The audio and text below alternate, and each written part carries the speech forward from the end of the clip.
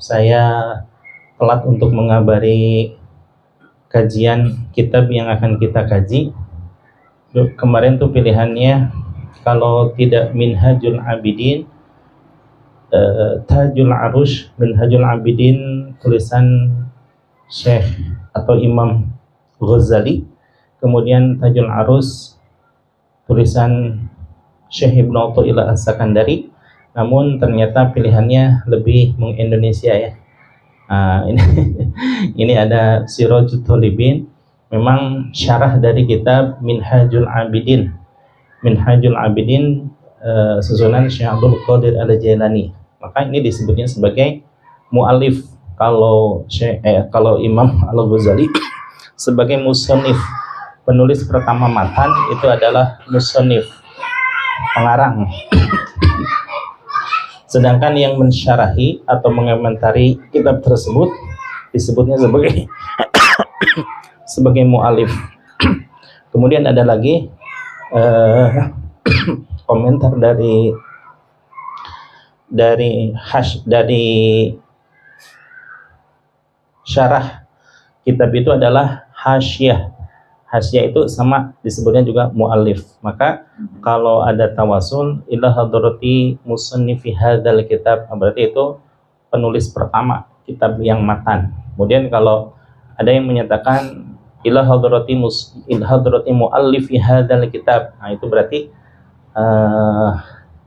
syarah, penulis syarah dari kitab tersebut.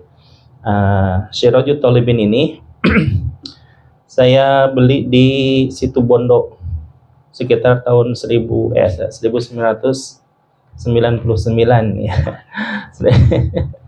Sekarang pas kuliah itu. Oh iya.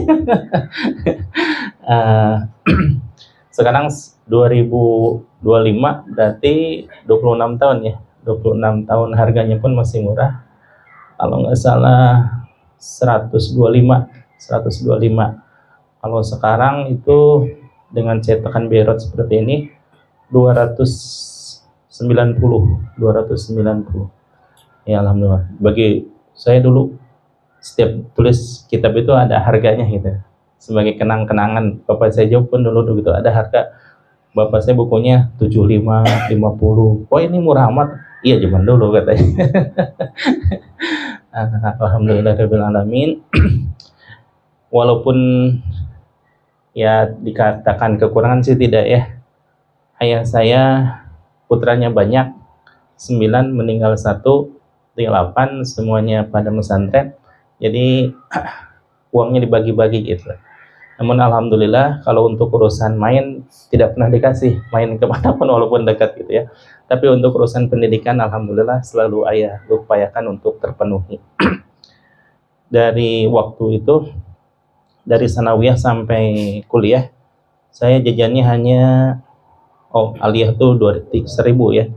Aliyah sanawiyah sampai aliyah 500. Kalau kuliah itu 1000. Uang makan 3000 pagi, siang, sore. Tapi saya hanya gunakan untuk pagi dan sore saja. Jadi 2000 sehari 2000 berarti 60 saya dikasih uang bekal itu 150 per bulan ya. Berarti 30 buat jajan, 60 yang buat jajan, 60 ya. 60 buat jajan ya. Buat makan, 60 buat jajan. Berarti ada sisa uang berapa tuh? 60, 90 tuh. Per bulan ada 90. Alhamdulillah. Jajan saya kurangi, bukan dikurangin jatah dari orang tua, saya sendiri yang mengurangi. Kemudian jajan tuh hampir nggak pernah jajan lah gitu. Dulu pernah jajan tuh mau jajan gitu ya, mau jajan mie ayam. Mie ayam tuh semangkok tuh harganya 1000.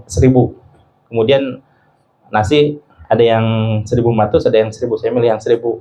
Pas udah ngantri, pas mau mendekati penjualnya, sayang, saya bilang kalau jajan mah nanti nggak bisa makan gitu. Udahlah makan aja katanya. Balik lagi gitu ya. Nah alhamdulillah justru yang paling banyak saya membeli kitab itu di Situ Bondo gitu ya, sebagai kenang-kenangan dia yang uh, alumnian juga baru 1 kali gitu karena saking jauhnya. Alhamdulillah merupakan dari sisi ilmu syariat memang Situbondo begitu mengesankan gitu ya. Di samping pesantrennya sudah tua, generasi keempat, kemudian di situ saya menemukan semangat benar-benar menjadi seorang santri itu di Situbondo. Alhamdulillah kenangan-kenangannya salah satunya inilah Kitab Sirajut Thalibin. Kitab Sirajut Thalibin ini ditulis oleh seorang ulama yang asli Indonesia, berasal dari Kediri ya, ditulisnya juga Syekh Dahlan Jampes. Jampes itu suatu dusun di Jampes, Desa Putih, Kecamatan Gampeng Rejo, Kabupaten Kediri, Jawa Timur. Di saat itu beliau sedang menuntut ilmu di Mesir, karena kebanyakan orang-orang ulama zaman dulu itu setelah menamatkan pendidikan di Indonesia, rata-rata di Kiai Soleh Darat Semarang atau Kiai Haji Muhammad Khalil Bangkalan atau di Madura, atau Kiai Haji Syekh Nawawi Al-Bantani. Syekh Nawawi Al-Bantani ini tidak sempat pulang ke Indonesia karena beliau permintaan keilmuannya sangat tinggi dan beliau disibukkan dengan menulis kitab. Tapi salah satu muridnya yakni Syekh Khalil Bangkalan pulang ke Indonesia dan menjadi salah satu dari sumber keilmuan di Indonesia. Jadi ulama yang menjadi mercusuar, yang menyuarakan keilmuan ke seluruh penjuru di Indonesia. Dan saat itu rata-rata setiap angkatan Kiai Haji Khalil Bangkalan atau disebut dengan Syekhon Khalil Bangkalan itu hanya menerima murid 41. Kemudian yang 41 itu semuanya jadi jadi waliullah, semuanya jadi pemimpin pesantren besar Indonesia. Yang di Jawa Barat salah satunya, tapi yang hanya dituliskan di biografi beliau, buku apapun itu judulnya gitu ya, hanya satu yang ditulisnya, yakni Syekh Abdullah Mubarak bin Nur Muhammad. Kebetulan saya memiliki silsilah keilmuan dengan beliau. Beliau itu murid dari Syekh Tolha Khalid Sapu Cirebon. Syekh Tolha ini bersahabat dengan Syekh Khalil Bangkalan. Zaman dulu kalau untuk menguatkan pesantren itu, kalau tidak dengan hubungan pernikahan, itu hubungan antar murid. Muridnya disuruh pesantren lah gitu ya. Nah, karena Syekh Abdullah Mubarak bin Nur Muhammad ini sudah pesantren lama 21 tahun di Syekh Tolha, hanya segera bertabaruk saja. Tabaruk untuk mendapatkan keberkahan dari sholawat Bani Hashim. Allahumma sholli ala nabiyil hashimi Muhammadin wa ala alihi wa sallim taslima. Karena ini murid senior dari Syekh Tolha, Syekh Khalil Bangkalan tidak perlu lama-lama untuk pesantren murid barunya ini gitu ya.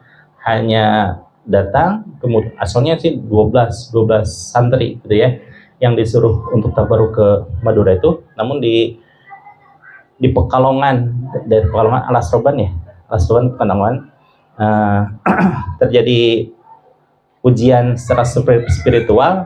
Yang 11 itu pulang lagi, cuma Syekh Abdullah Mubarak yang hanya lulus gitu ya.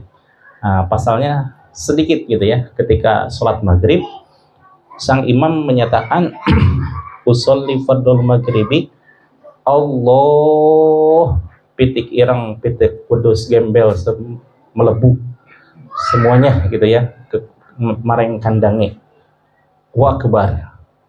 Lalu Yang sebelah itu, wah ini mah kayaknya sesat nih, udahlah balik lagi katanya. Balik lagi, kemudian hanya Syekh Abdullah yang tetap bertahan sampai salam gitu ya. Ketika ditanya oleh imam, kenapa kamu tidak pulang seperti temanmu?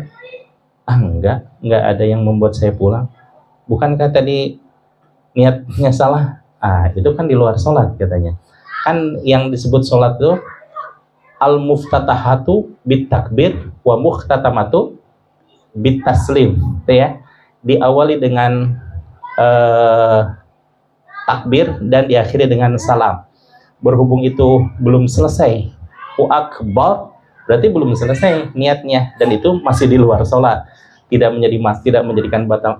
Kata sang imam tuh betul katanya. Hanya insya Allah hanya kamu yang lulus. Sampaikan teruskan ke Madura katanya. Ketika udah sampai di Madura, hanya sebentar istirahat, kemudian dijazahi sholawat Bani Hashim, kemudian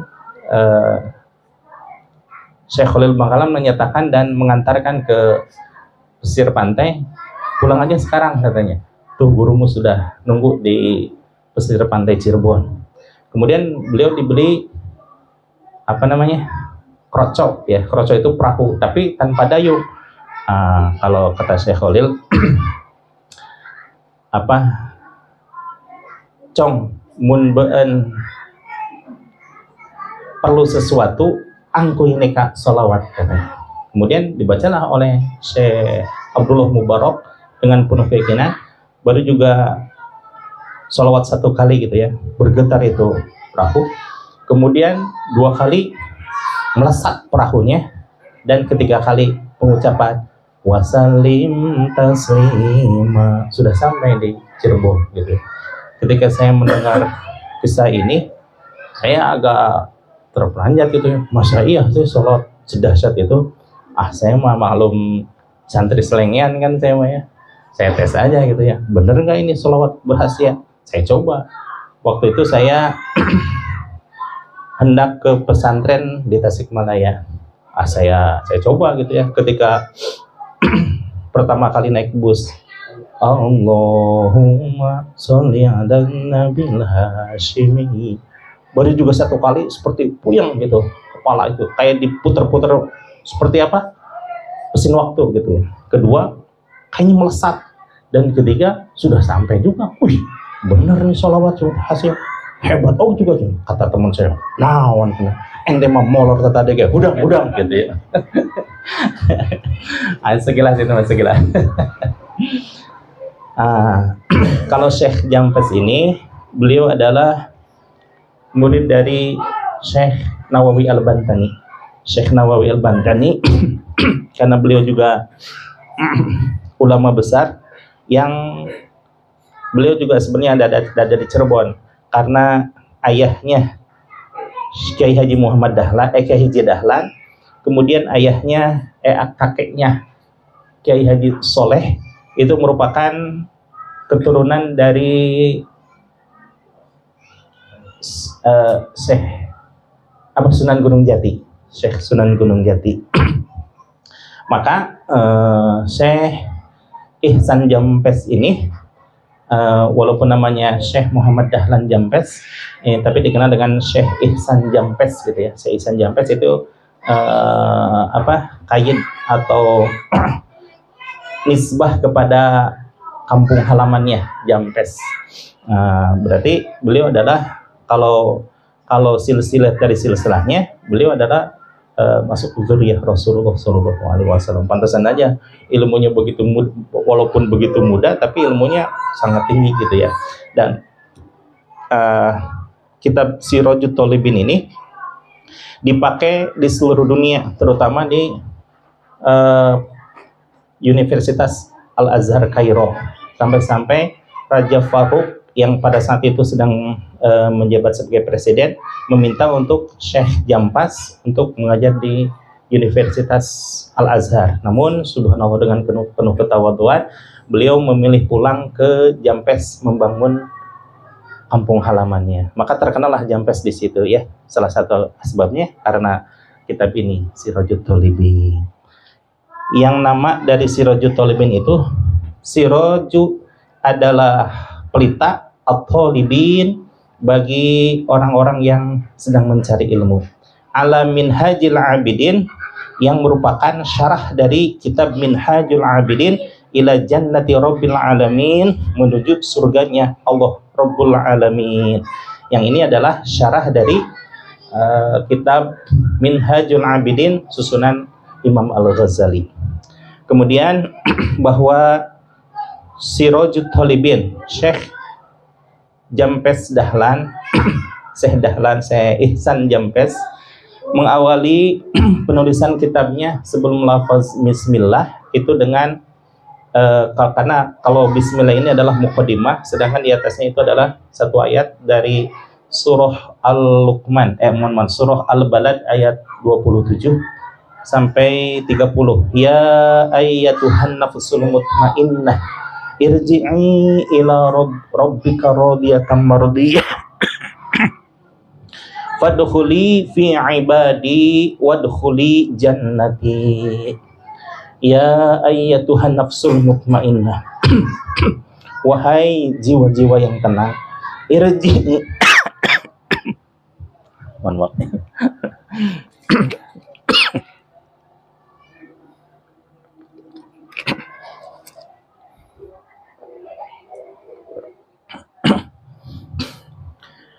irji'i ila rabbiki, kembalilah kepada Tuhanmu, radiyatan mardiyah, yang penuh dengan keriduan. Artinya Allah meridhoi dan engkau pun ridho bahwa Tuhan adalah hanya Allah Subhanahu wa taala dan Islam sebagai agamamu. Kemudian Allah menyatakan fadkhuli fi ibadi. Maka ini adalah satu makom yang sangat istimewa, menyatakan kepada orang-orang yang berjiwa tenang, yang subhanallah belum apa-apa Allah sudah menganggap bahwa orang-orang itu memiliki jiwa yang tenang. Sama halnya dengan surah Al-Baqarah ayat 183 ya. Ya ayyuhalladzina amanu ya ayyuhalladzina amanu kutiba alaikumusiyam kama kutiba alal ladzina min qablikum la'allakum tattaqun. Belum apa-apa, belum action apa-apa, kita sudah dianggap sebagai orang-orang yang beriman. Padahal makom orang-orang yang beriman itu adalah makom yang sangat tinggi di hadapan Allah Subhanahu wa taala. Secara umum bahwa manusia terbagi dua. Ada manusia yang kufar, ada yang manusia yang beriman. Maka kita dimasukkan sebagai, dianggap semuanya sebagai orang-orang yang beriman. Kan ini penghormatan yang sangat luar biasa dari Allah Subhanahu wa taala. Masa iya kita yang sudah dianggap baik, sudah dianggap beriman, masa tidak sanggup untuk melaksanakan ibadah? Nah, gitu mungkin filosofinya ya. Maka dengan menjaga nama baik yang telah disandangkan oleh Allah Subhanahu wa taala ke pundak kita, bahwa kita adalah memang orang baik dan orang-orang baik yang beriman, maka insya Allah dengan sendirinya kita pasti akan berusaha untuk melaksanakan keimanan, la'allakum tattaqun, supaya kita berada semuanya menjadi orang-orang yang bertakwa. Demikian pula di dalam surah Al-Balad ini Allah menyatakan ya ayyatuhan nafsul mutmainnah, wahai jiwa-jiwa yang tenang semuanya.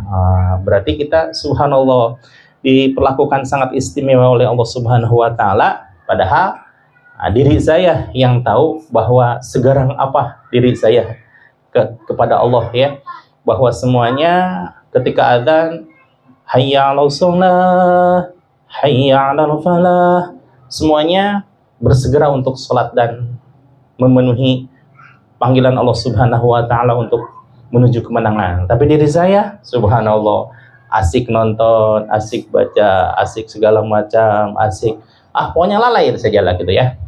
Demikian juga perintah-perintah Allah yang lainnya. Harus berzakat, saya melalaikan. Harus berpuasa, saya maleha-leha.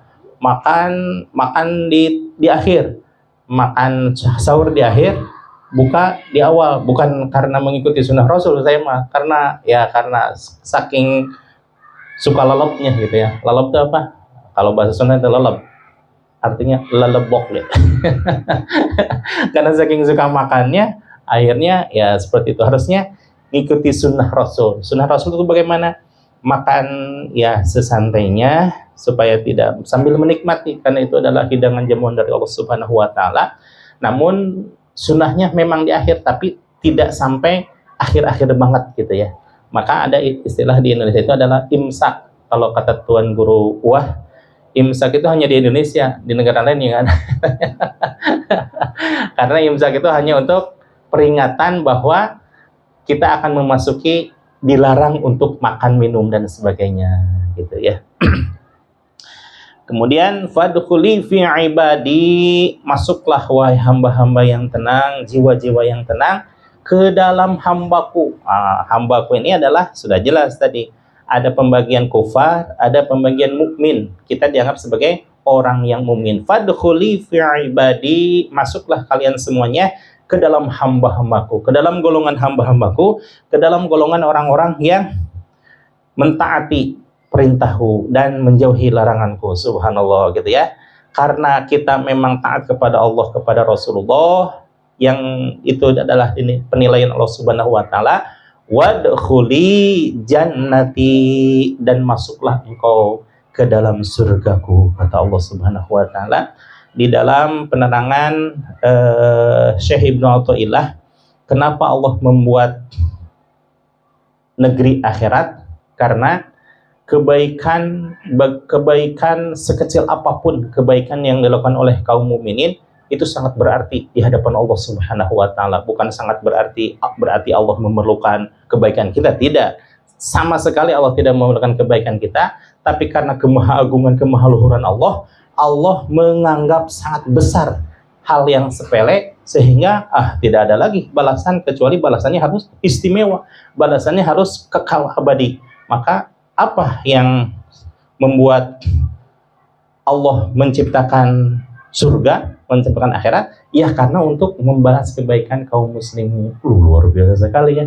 Misal kita ya, saya ngasih permen ke anak, di hadapan Allah bukan ngasih permen yang harga 1.100 rupiahnya gitu ya, tapi kebaikan dari saya, mohon maaf kalau kebaikan dari saya jangan kebaikan atau ya. Misalkan bapak-bapak memberikan kebaikan kepada seseorang bukan karena kuehnya, bukan karena jeruknya, bukan karena itunya, tapi karena merasa sangat senangnya hadirin yang hadir di sini, kemudian membuat hadirin menjadi betah.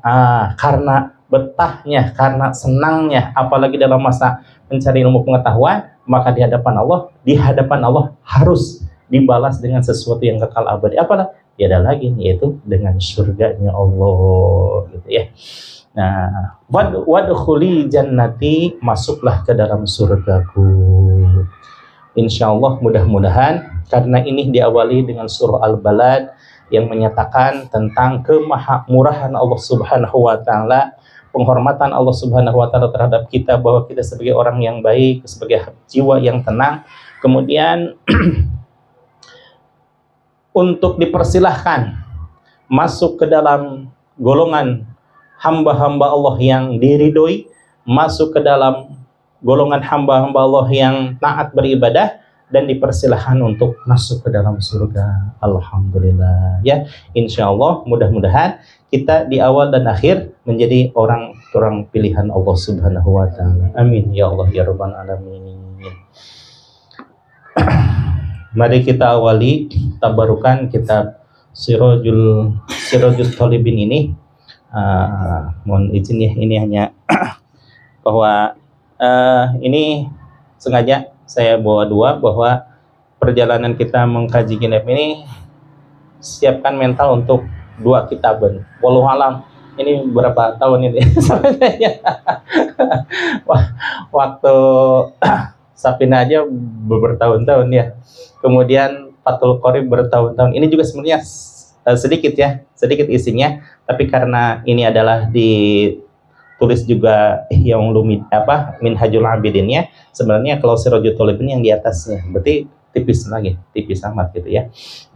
Tetapi ditulis dalam 2 jilid, Maka yang satu saya simpen lagi, mohon maaf.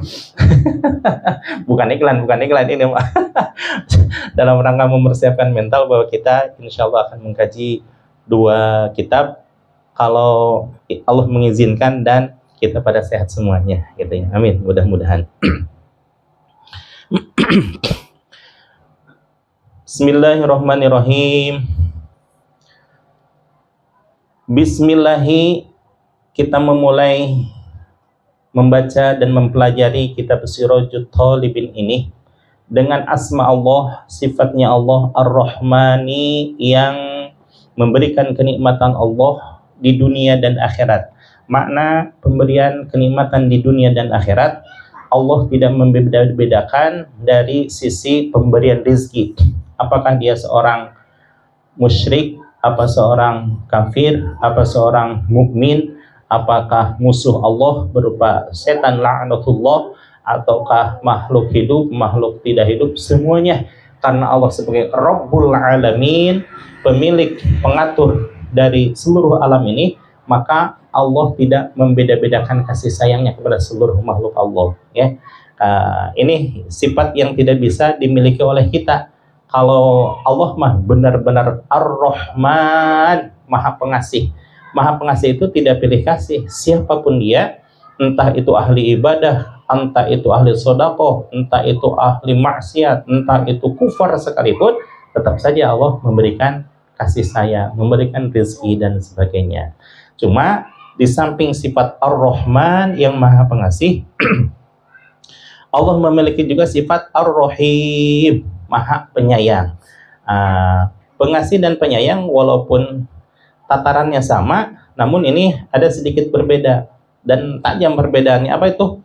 Ar-Rahimi, sifat Allah Ar-Rahimi yang memberikan kasih sayang hanya kepada kaum mukminin saja. Insya Allah kita semua dapat kenikmatan Allah di dunia dan kenikmatan Allah di akhirat. Mana yang penting, apakah Ar-Rahman, apakah Ar-Rahim? Dua-duanya juga penting.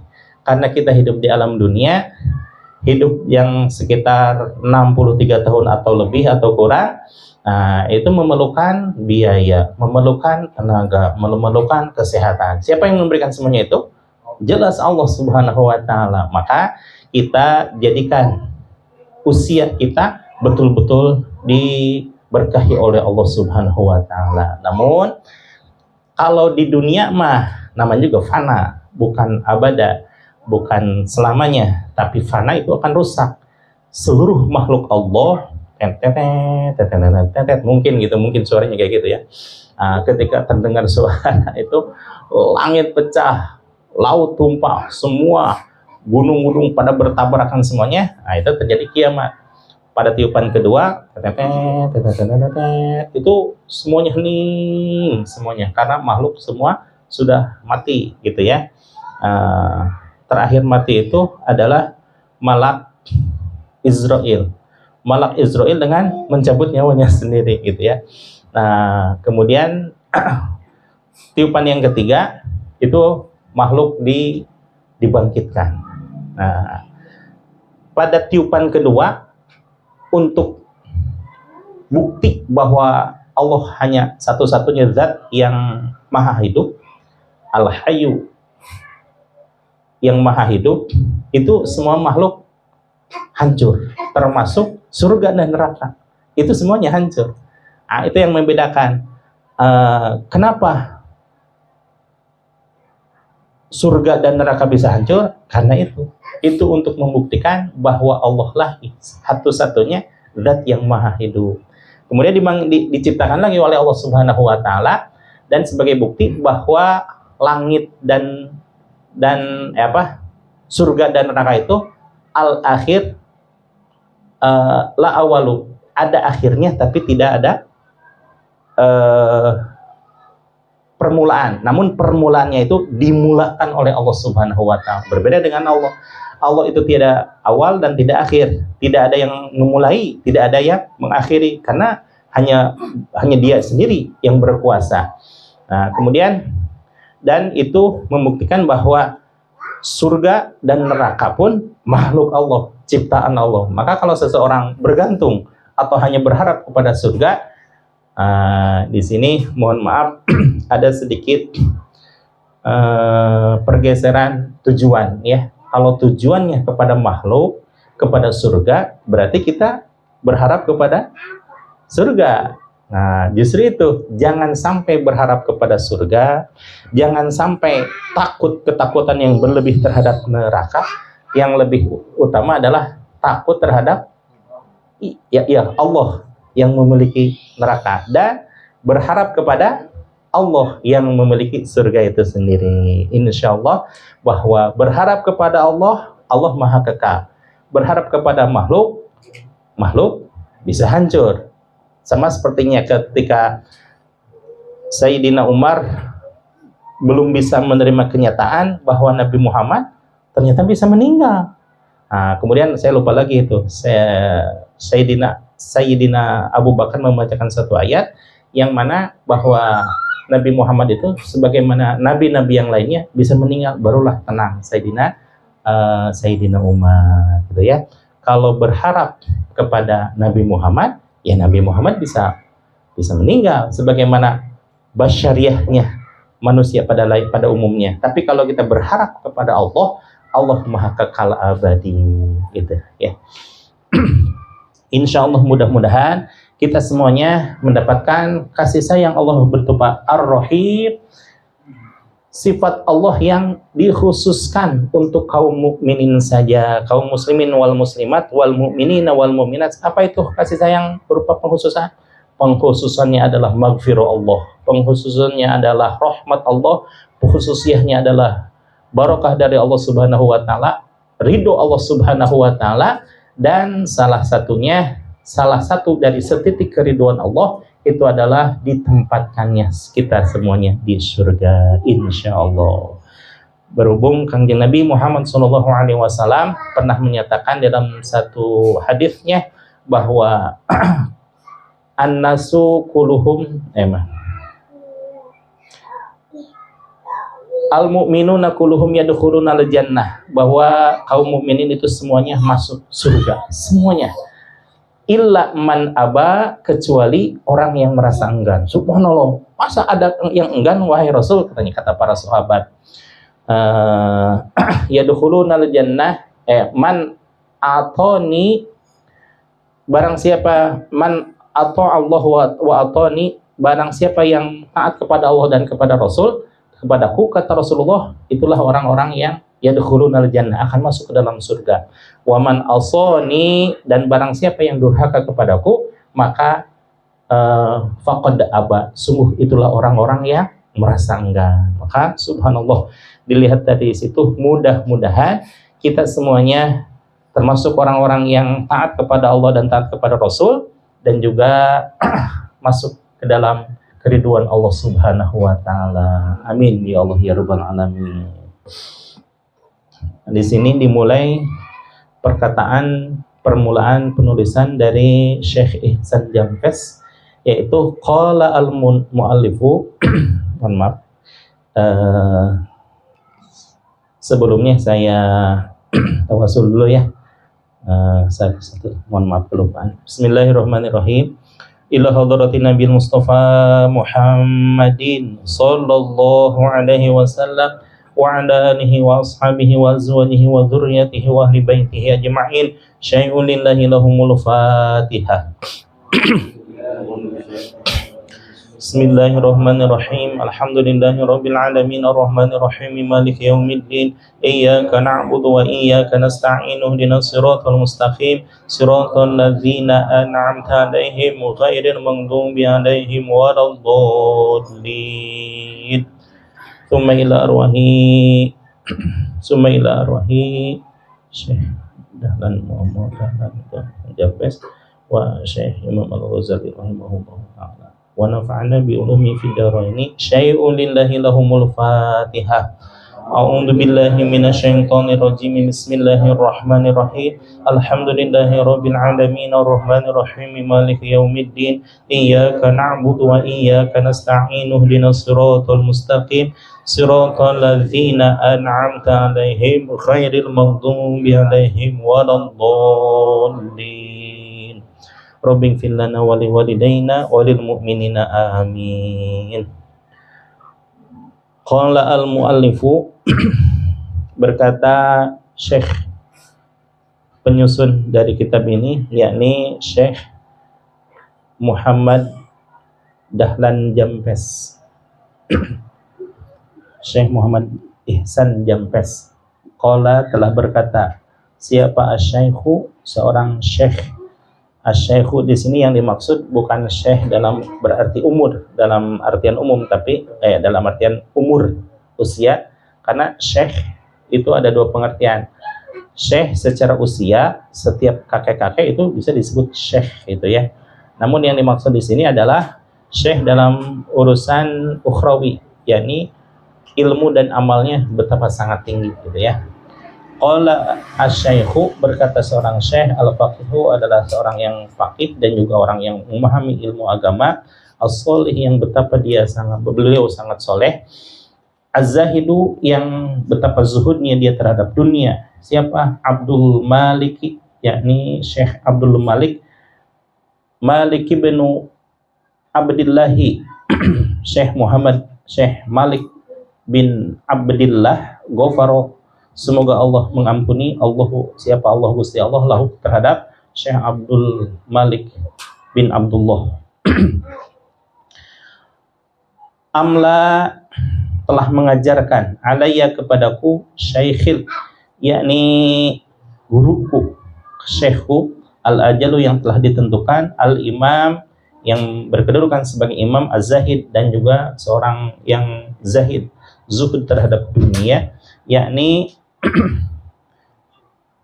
as-sayyidi, seorang sayyid, al-muwafaqu yang bergelar atau digelari Hujjatul Islami sebagai Syekh Hujjatul Islam, yakni yang menjadi hujjahnya Islam. Itu satu-satunya ulama yang bergelar Hujjatul Islam itu adalah di belakang ini ya, yakni Imam Al-Ghazali, karena saking tajamnya kupasan ilmu beliau dan saking tinggi amalnya sehingga beliau menjadi rujukan dari berbagai ulama-ulama yang lain.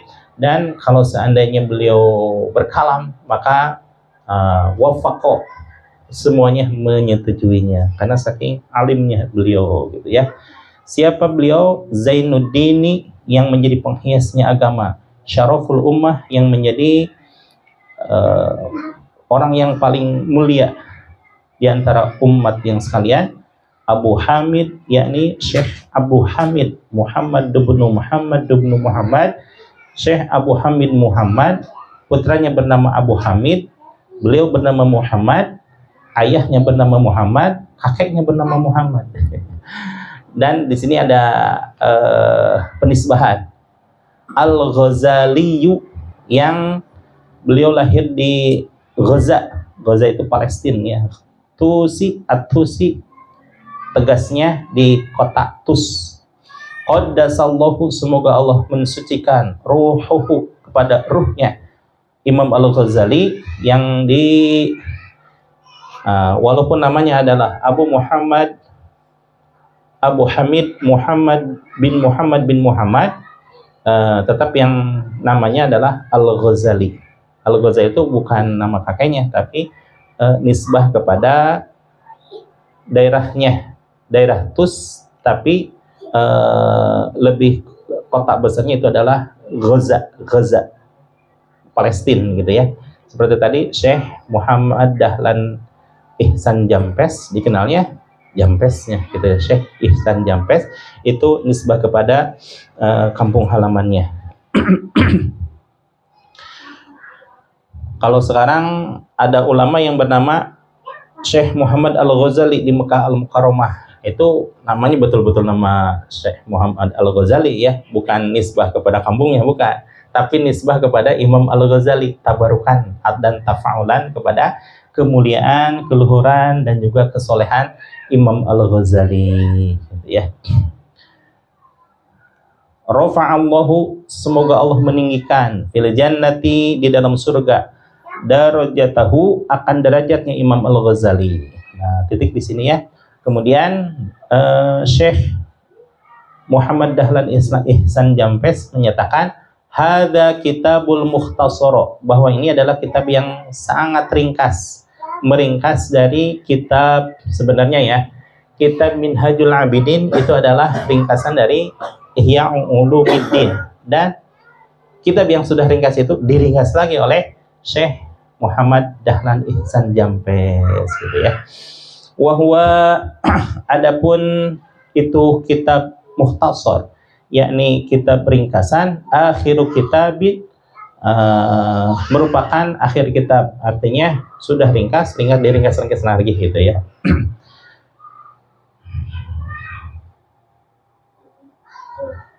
Walam yastamlihi, dan belum ada yang menentukan minhu dari kitab itu illa khawasu ashabihi, kecuali kepada sahabat-sahabat yang khususnya. Wahwa adapun perkataan yang dikhususkan adalah alhamdulillah, segala puji bagi Allah, al-maliki yang merajai atau yang menguasai, al-hakimi yang maha bijaksana, al-jawad yang maha dermawan, al-karim yang maha mulia, al-aziz yang maha agung, ar-rahim yang maha pengasih, alladzi khalaqal insana yang telah menciptakan manusia fi ahsani taqwim dengan sebaik-baik bentuk, wa fataras samawati wal ard, dan yang telah menciptakan langit dan bumi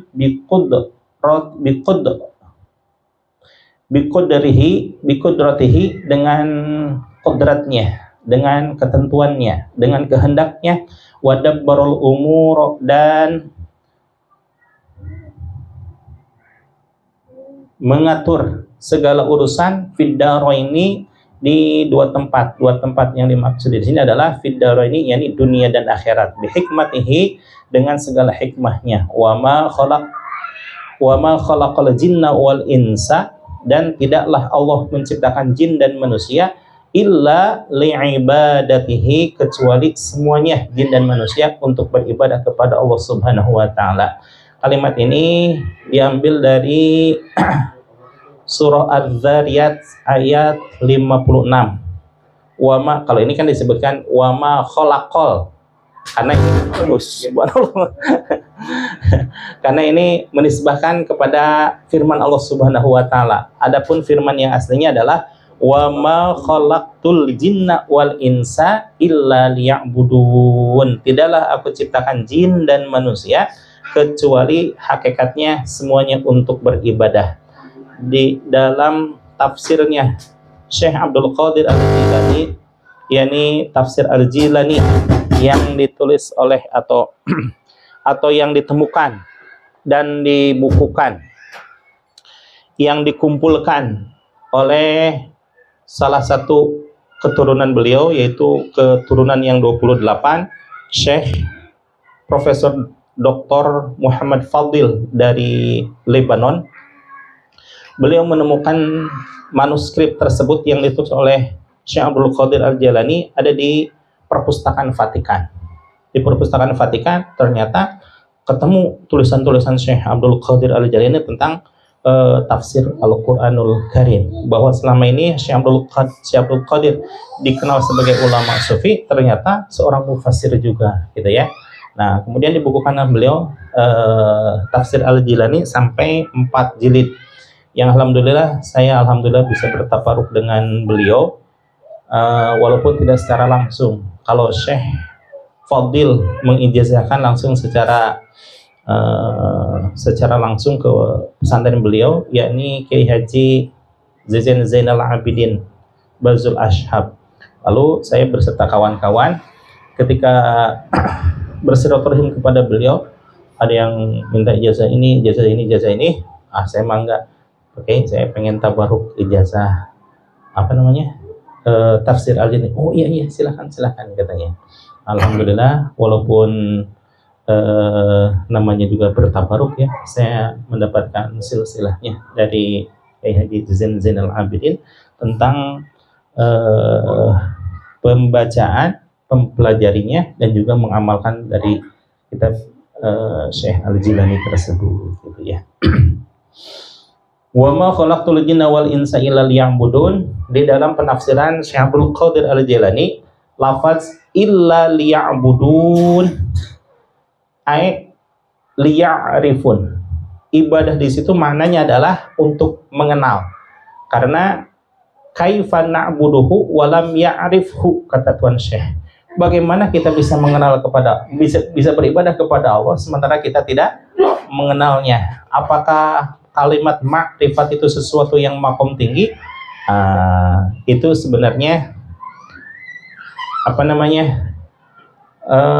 pergeseran makna ya, pergeseran makna, bahwa sejak kecil dari mulai TK kita sebenarnya sudah diperkenalkan oleh guru kita.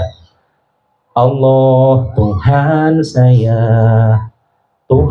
saya Allah, kalau bukan Allah bukan Tuhan saya, gitu ya.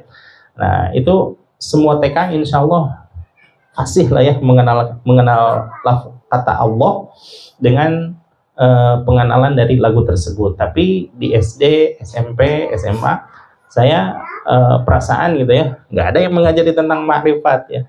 Padahal ketika kembali lagi ke pesantren, makrifat itu adalah kalimat yang paling dasar. Kata Syekh Dahlan, awwalu wajibin 'alal insan ma'rifatul ilahi bistiqot. Bahwa yang pertama kali wajib untuk diketahui oleh manusia itu adalah mengenal Allah dengan pasti. Mengenal Allah dengan pasti itu bagaimana? Mengenal segala sesuatu berasal dari Allah. Ana lillahi billahi wa ilallah. Kita semuanya berasal dari Allah untuk mengabdi kepada Allah dan kembali lagi kepada Allah, gitu ya. Nah, ini bagi kaum namanya juga tolibin ini ya, sirajut tolibin, orang-orang yang pelita bagi orang-orang yang sedang belajar. Ada keuntungan, ada masya Allah ya makom tersendiri ketika kita sedang belajar, yaitu sabda kangjeng Nabi Muhammad SAW, man mata fi thalabil ilmi, barang siapa yang meninggal di saat mencari ilmu. Bukan berarti kita sedang ada di pondok pesantren atau di bangku sekolah, tidak. Tapi ketika sudah bermasyarakat pun, walaupun sepekan sekali, 2 pekan sekali, atau sebulan sekali kita menuntut ilmu, tapi di dalam kolbu kita betapa sangat menggelegap semangat untuk mencari ilmu, dan kita siap untuk menghidupkan majelis-majelis ilmu. Itu berarti orang yang senantiasa mencari ilmu. Nah, keuntungannya adalah man mata fi thalabil ilmi, barang siapa yang meninggal di saat mencari ilmu, arsalahullahu lahu malakaini, maka Allah mengirimkan kepada kuburnya orang yang meninggal sedang mencari ilmu tersebut, malakani, 2 orang malaikat, yu'allimanihi, yang mengajarkan kepada dia ilmu ma'rifata. Hanya satu yang dipelajarinya, yaitu ilmu ma'rifat. Kalau kita belajar SD 6 tahun, SMP 3 tahun, SMA 3 tahun, S1 4 tahun, S2 2 tahun, S3 3 tahun, sekitar 21 tahun kita baru bergelar doktor ya, dengan berbagai macam ilmu. Tapi ini mah hatta yaumul qiyamah, belajar ilmu ma'rifat itu hatta yaumul qiyamah, sampai yaumul qiyamah. Dan gurunya ada 2 lagi. Mungkin kalau sudah agak sedikit capek diganti gitu ya asistennya gitu ya. Hatta yaumul qiyamah, sampai yaumul qiyamah, wallahu alam. Berapa ribu tahun, berapa ratus ribu tahun lah, wallahu alam. Hatta ba'athahullahu fi qabrihi, sampai Allah menghidupkan, membangkitkan dari alam kuburnya, aliman wa arifan, sebagai orang yang alim dan orang yang sangat bermakrifat kepada Allah. Walaupun di dunia saya betapa wallahu alam betapa jadi orang bodoh, jadi orang yang tidak bermakrifat, tapi kalau kita seandainya mempertahankan semangat mencari ilmu, kemudian pas meninggal, insya Allah ada di dalam hadis tersebut, yakni Allah mengirimkan malaikat untuk mengajari kita ilmu ma'rifah sehingga dibangkitkan. Walaupun saya orang bodoh, tapi dibangkitkannya lagi. Hakul yakin ucapan kangjeng Nabi bahwa kita akan dibangkitkan menjadi orang alim dan orang yang bermakrifat kepada Allah, insya Allah ya. Ini sebenarnya permulaan, tapi nggak apa-apa sebagai tabarukan ya. Mana? Surah Ad-Dzariyat punya barusan ya. Wa ma khalaqtul jinna wal insa illa liya'budun. Fatariqu, adapun sampainya ilahi kepada Allah Subhanahu wa taala, wadihun itu adalah jelas lil qasidina bagi orang-orang yang bermaksud untuk sampai kepada Allah. Wa dalilu, adapun dalil alaihi kepada hal tersebut, la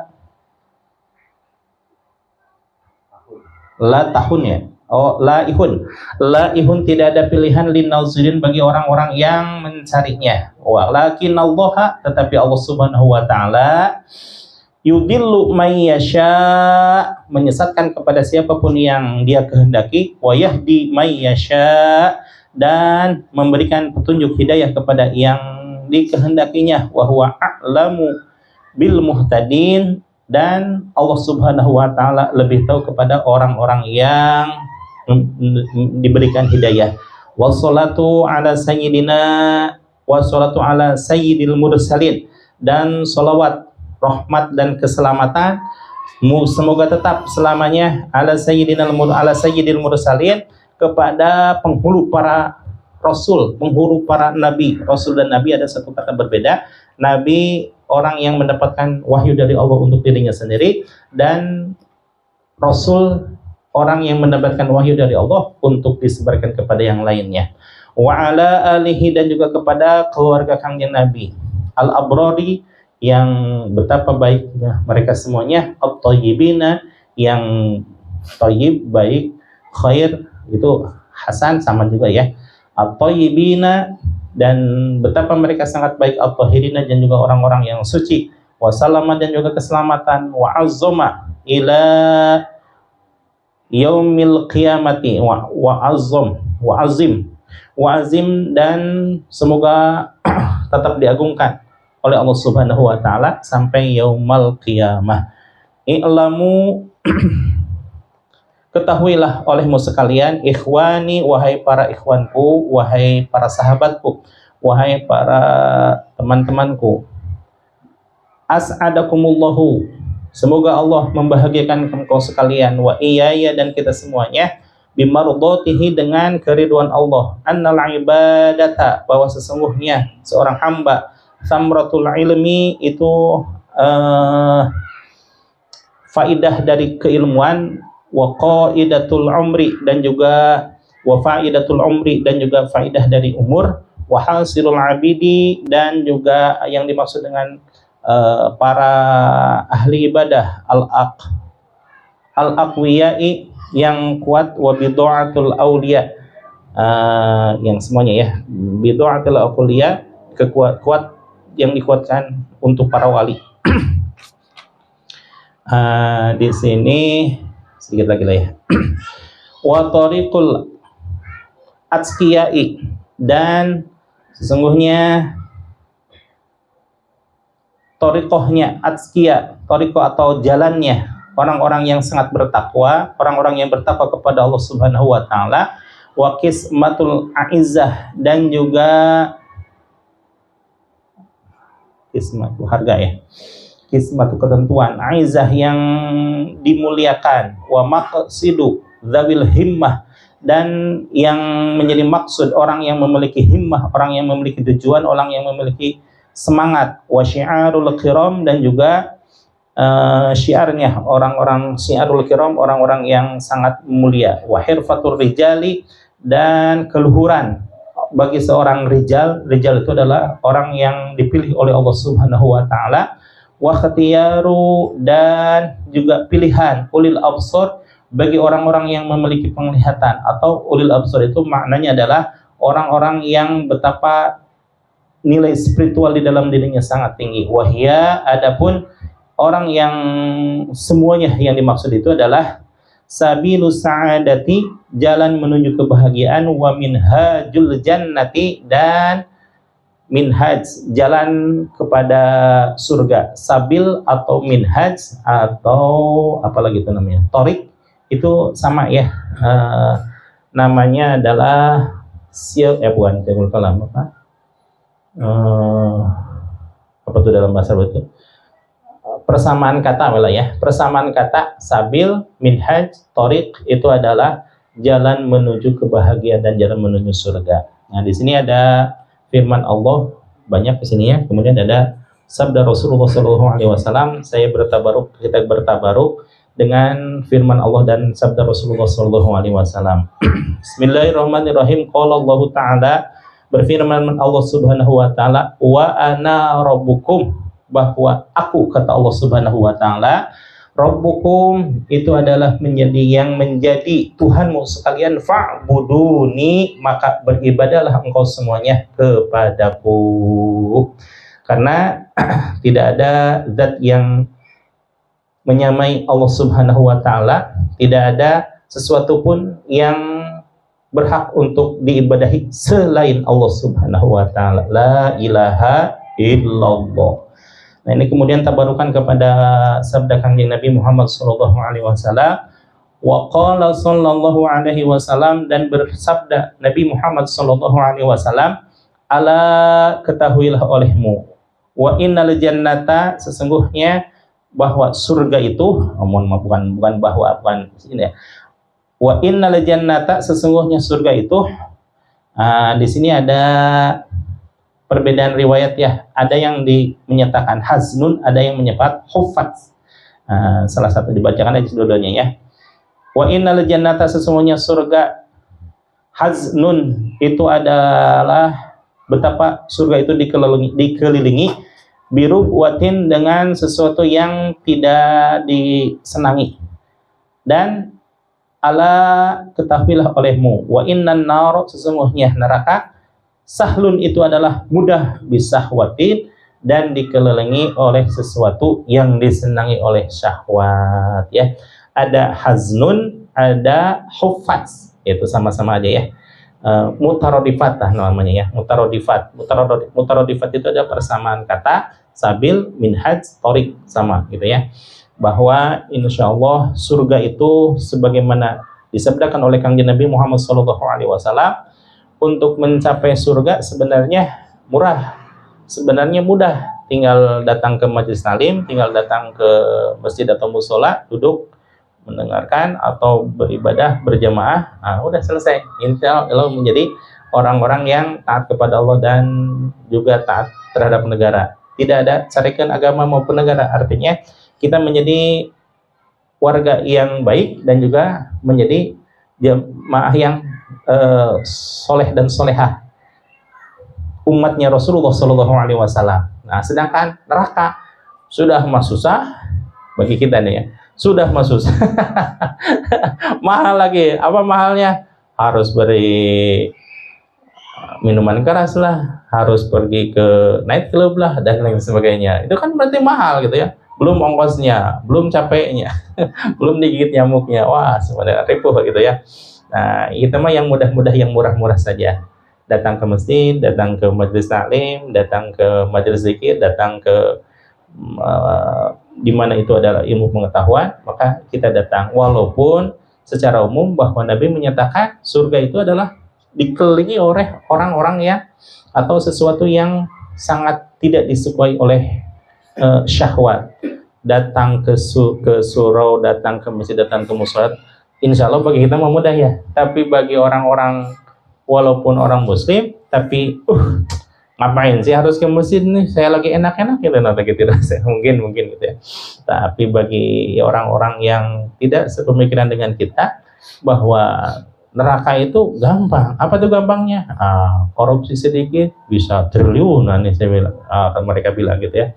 Tapi subhanallah, itu adalah challenge, tantangan dari Allah Subhanahu wa Ta'ala. Barang siapa yang mengumbar hawa nafsunya, maka itu dikatakan sebagai